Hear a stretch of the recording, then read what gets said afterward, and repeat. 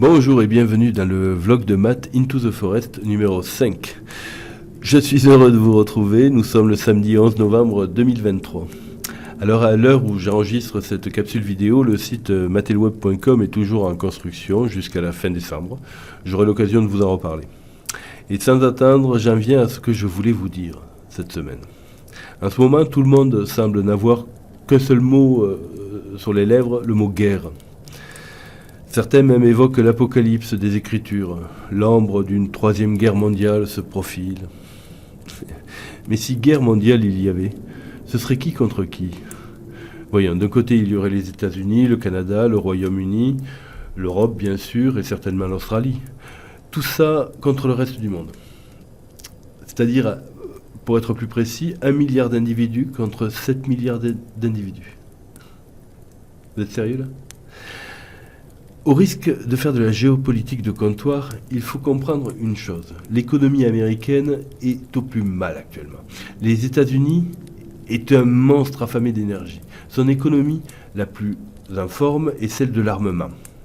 Oui, vous avez très bien compris ce que je veux dire. Pour survivre aujourd'hui, les États-Unis ont besoin d'entretenir des guerres à la surface de cette planète. Ce n'est pas du complotisme et ce n'est un secret pour personne, sauf pour ceux qui ne veulent pas voir. Il y a un autre aspect dans notre futur proche qu'il nous faut prendre en compte. Ils sont plusieurs économistes, actuellement, de tous bords, qui alertent depuis plusieurs mois sur Internet, sur un prochain krach boursier de très grande ampleur. Ce n'est d'ailleurs pas le seul signe que quelque chose se prépare. L'achat de grandes quantités d'or actuellement par les banques centrales est un signe signifiant. Mais attendez, ce n'est pas tout. Nous avons un troisième problème.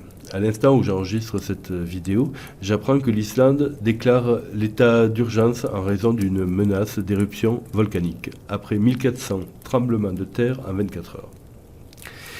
Il est là notre troisième problème, non pas en Islande en particulier, mais par le fait que nous devons prendre en compte un paramètre très important et qui est extérieur à nos propres choix.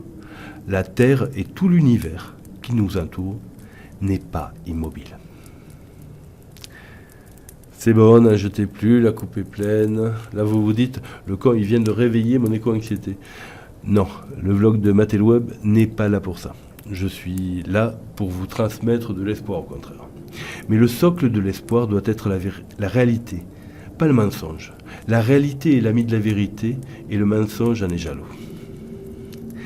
Une révolution géopolitique est en cours actuellement sur notre planète. La transformation de nos sociétés ne va pas se faire sans douleur, c'est certain.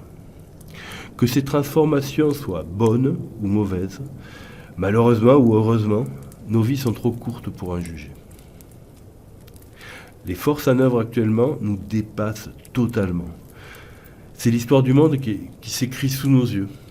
C'est possible que nous vivions une forme d'apocalypse.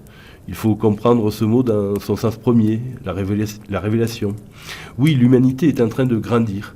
Oui, comme toute entité qui se transforme, il y aura des sacrifices à faire. Mais l'apocalypse n'a jamais signifié la fin de l'histoire. Tout ce que je viens de vous dire précédemment, vous, moi, n'avons aucune prise sur ces événements. Nous les subirons ensemble. La voix de la sagesse nous intime le lâcher-prise. Je finirai sur une note optimiste.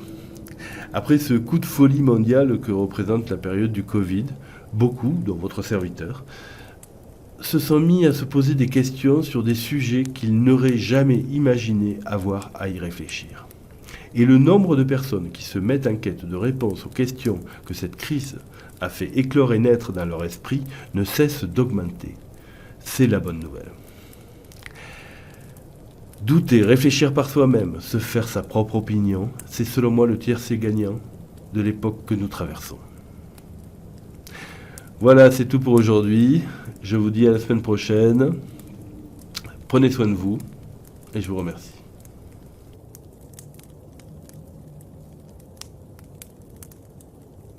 Quack, quack.